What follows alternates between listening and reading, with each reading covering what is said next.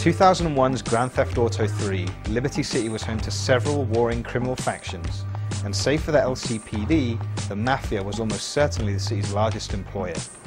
7 years later, that's still true, but the Liberty City that you explore in Grand Theft Auto 4 is barely recognizable as the same place, and it's a lot bigger.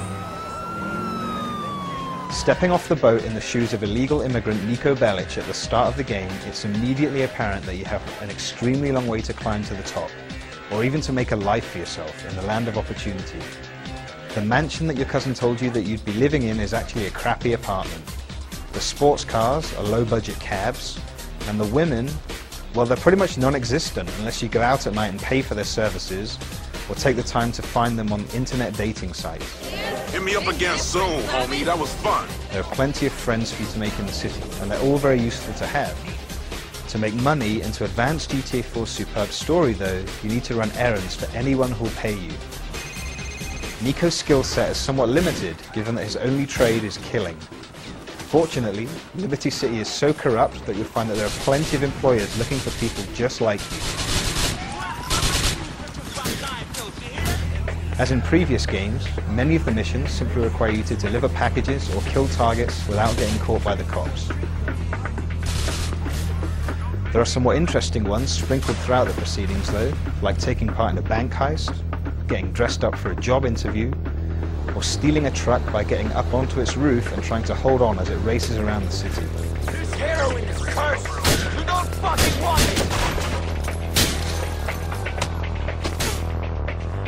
Better still are the missions in which you don't necessarily have to blindly follow orders and are given big decisions to make. These decisions are invariably life or death for someone, and the choices you make can have ramifications later in the game and even unlock bonus missions.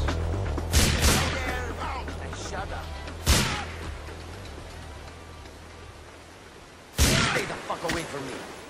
The vast majority of missions in GTA 4 require you at some point to drive through the city to do battle with enemies on foot or both. In previous GTA games, the on-foot missions have suffered from some poor controls, but in GTA 4 these have largely been addressed. Niko is a far more agile protagonist than any of his predecessors. He can climb fences and scale walls, he can shimmy along ledges, and crucially, he can take cover behind objects, in much the same way that characters in games like Gears of War and Uncharted Drake's Fortune can. This new ability makes a lot of the missions involving on-foot gunplay much easier than those in previous games, but they're still just as satisfying.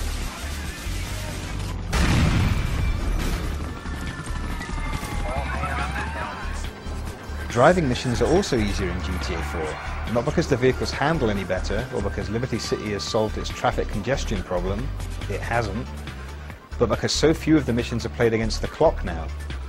The police are also much easier to escape from now, because your on-screen radar shows you both the area that they're looking for you in and the locations of individual patrol cars and cops.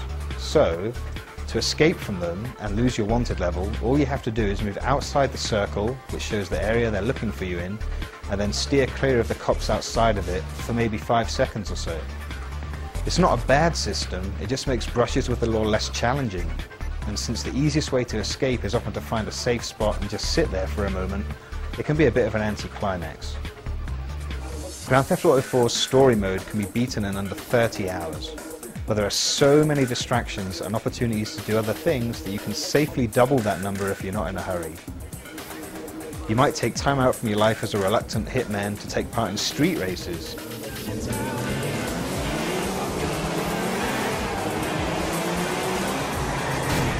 Or to steal cars for a friend with a penchant for rides that he can't afford. You might even choose to do some police work by stealing a cop car and using its computer to locate crimes in progress or Liberty City's most wanted. There are no similar missions for ambulances or fire trucks this time around, but the police missions were always more fun than those anyway. There are plenty of opportunities for rest and relaxation in Liberty City as well. You can take in some genuinely funny acts, including some big names at cabaret and comedy clubs. You can pay for a private dance at a strip club. You can go drinking, and you get the idea. There's a lot to do.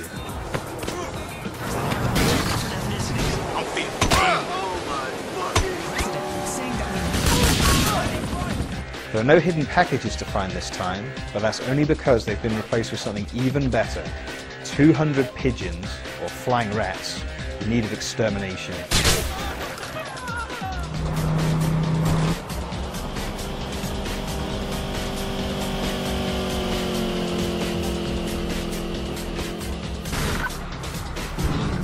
That's 7 units from North Garden.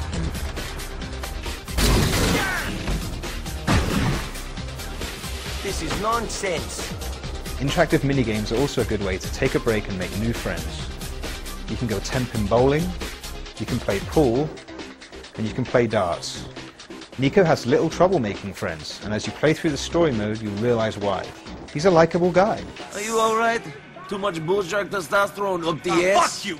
Sure, he's a killer for hire, but he's an interesting character with a troubled past, and like all of the key characters in GTA 4, he benefits from impressive motion capture and superbly expressive facial animation. I need the car. You're making a big mistake, motherfucker! Like Liberty City itself, Nico is no oil painting, but the fact that GTA 4's visuals are a little rough around the edges is easy to overlook when you consider the sheer scale of the environment that you're playing in and how much stuff is going on there. The best way to take in the sights of Liberty City, incidentally, is either to just walk around or to leave the driving to someone else. Cab rides and helicopter tours really show off the city at its best, especially if you switch to the cinematic camera option while you watch them. For sure. Alright, listen, man. Alright, listen. Me and my ice-cold friend Nico gotta borrow your car. Perhaps the most exciting new feature of Grand Theft Auto 4 is online multiplayer. There are over a dozen different modes to choose from, including everything from death matches and car races, through to co-op missions, turf wars, and team-based cops versus crooks games.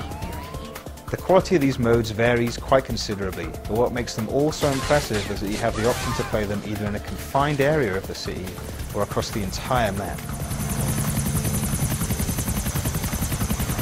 All of the modes offer a huge list of customization options, and if you're playing with the right group of people, there's no reason why you shouldn't have a good time with all of them. Interestingly, your score in multiplayer games is measured not in kills, but in dollars. You're rewarded money every time you kill someone, but to really reap the rewards, you need to loot their corpse. Which means it's a lot harder to win games as a sniper on a rooftop than it is if you're running and gunning down on the ground. Grand Theft Auto 4 isn't perfect. AI characters will occasionally refuse to do what they're supposed to the point that you have to restart a mission.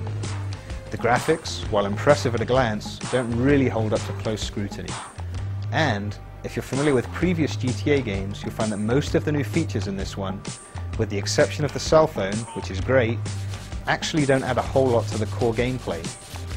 With that said, Grand Theft Auto 4 is a game that you simply have to play. The storyline and the characters are superb.